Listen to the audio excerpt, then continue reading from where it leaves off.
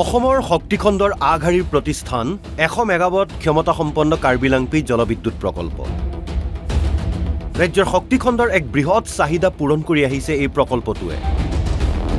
এনে সময়তে প্ৰকল্পটোক লৈ সৰব হৈছে একাংশ স্থানীয় দল সংগঠন। প্ৰকল্পটোত বিয়াগুম দুৰ্নীতি সংঘটিত হোৱাৰ গুৰুতৰ অভিযোগ উত্থাপন হৈছে এমডি বিভু ভূঞাৰ বিৰুদ্ধে উচ্চস্তৰীয় তদন্তৰ দাবী।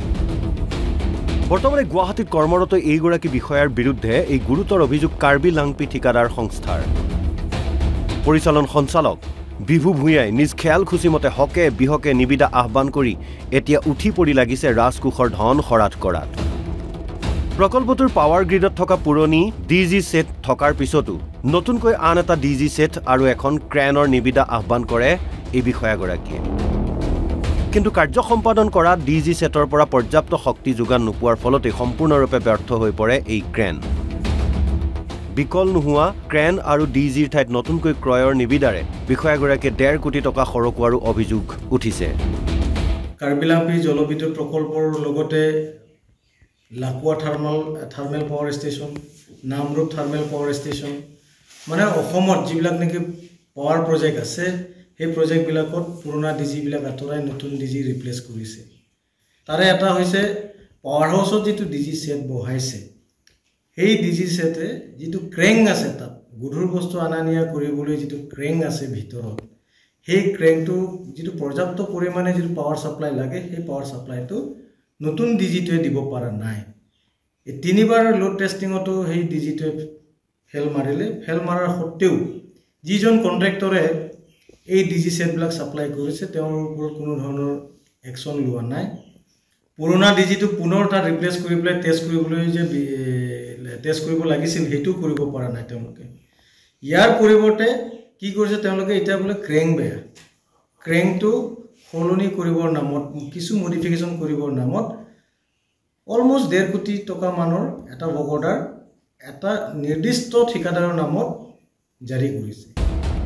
কেৱল ইমানেই নহয়, ভূঞাই অসমৰ বিভিন্ন স্থানত থকা প্ৰকল্পটোৰ অন্যান্য যন্ত্ৰপাতিসমূহো বিকল হোৱা বুলি দেখুৱাই সেইসমূহ মেৰামতিৰ নামত বৃহৎ দুৰ্নীতিত লিপ্ত হোৱাৰ অভিযোগ। কি কৰিব বিচাৰিছে প্ৰকৃততে আমি গম নাপাওঁ, কিন্তু আমি এটাই ক'ব বিচাৰিছোঁ যে এমডি লেভেলত বহুত ডাঙৰ এটা ঘটলা হৈ থকা যেন আমি দেখিবলৈ পাইছোঁ। যিহেতু নিৰ্দিষ্ট এজন ঠিকাদাৰৰ নামত বহুত কাম কৰা আমি দেখিছোঁ।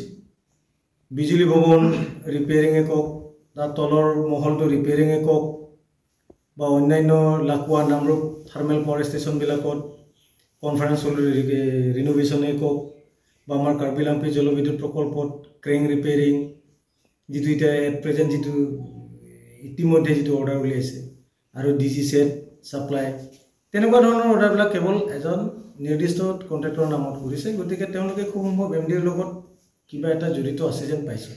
গতিকে এই বিজ্ঞপ্তিৰ জৰিয়তে মই আমাৰ বিভাগীয় মাননীয় মন্ত্ৰী ডাঙৰীয়াক অনুৰোধ কৰিব বিচাৰিছোঁ আমাৰ ফালৰ পৰা যে তেওঁৰ ওপৰত এটা ইনভেষ্টিগেশ্যন বহাব লাগে যে ডাঙৰ ইয়াত এটা ঘটলা হৈ আছে। ইমানৰ পাছতো এইগৰাকী বিতৰ্কিত বিষয়াই নিজ খেয়াল খুচিমতে নিজ সম্পৰ্কীয় এগৰাকী ঠিকাদাৰক প্ৰদান কৰি আহিছে কোটি কোটি টকাৰ ঠিকা। এনে অৱস্থাত বিভাগেও ঠিকাদাৰ তথা বিষয়াগৰাকীৰ বিৰুদ্ধে গ্ৰহণ কৰা নাই কোনো ধৰণৰ ব্যৱস্থা। সমগ্ৰ বিষয়টোত বিভাগীয় মন্ত্ৰীৰ হস্তক্ষেপ দাবীৰে স্থানীয় ঠিকাদাৰসকলক প্ৰকল্পটোৰ কামৰ নিবিদা প্ৰদান কৰিবলৈ আহ্বান জনাইছে। যিজন এমডি 2 বছৰ ধৰি আমাৰ কাৰ্বি লাংপি যিকেইটা কণ্ট্ৰেক্টৰ আছিলে, সেই আমাৰ লোকেল স্থানীয় যিকেইটা কণ্ট্ৰেক্টৰ আছিলে সেইকেইটা কণ্ট্ৰেক্টৰ আজি সেই প্ৰজেক্ট এমডি থকাৰ পৰা মানে আজি সেই কণ্ট্ৰেক্টৰসকলেও মানে ঘৰতে বহিবলগীয়া বাধ্য হ'ব। কাৰণ যিকেইটা কাম কাজ যিকেইটা ইমান বছৰে ৰাইজে ইয়াত লোকেল কণ্ট্ৰেক্টৰে কৰি আছে, আজি সেই এমডিত অহাৰ পৰা আজি যিটো আমি দেখিছোঁ সি ক্লাবলিং কৰি কিবা কৰি কি মানে নানা ধৰণৰ কাম কাজ ক'ত বিহিল ভৱনত সি অংক মিলাইখিনি আমাৰ ইয়াত লেঙেৰী যোনটো GM অফিচত যিকেইটা কাম আৰু ফান আহিব লাগে সেইবোৰ টোটেলি ক্লোজ হৈ গ'ল। গতিকে ইয়াত লোকেল কণ্ট্ৰেক্টৰ যিকেইটা আছে আজি 40-50জন কণ্ট্ৰেক্টৰে আজি বাধ্যতামূলক ঘৰত বহিবলগীয়া হৈছে। দুৰ্নীতিৰ অভিযোগ উত্থাপন হোৱাৰ পাছতো বিষয়াগৰাকীৰ সমগ্ৰ বিষয়টো চালি জাৰি চোৱাৰ বিপৰীতে নিজৰ কাৰ্যকাল বৃদ্ধি কৰিবলৈহে উঠি পৰি লাগিছে। এই খবৰ লাভ কৰাৰ পাছতেই স্থানীয় ঠিকাদাৰসকলে এইগৰাকী বিতৰ্কিত বিষয়াৰ কাৰ্যকাল বৃদ্ধি নকৰিবলৈ শক্তিমন্ত্ৰী প্ৰশান্ত ফুকনক স্মাৰক পত্ৰও প্ৰদান কৰিছে। বৈঠালাংছৰ পৰা লক্ষীপ্ৰসাদ নাথৰ ৰিপৰ্ট NB নিউজ।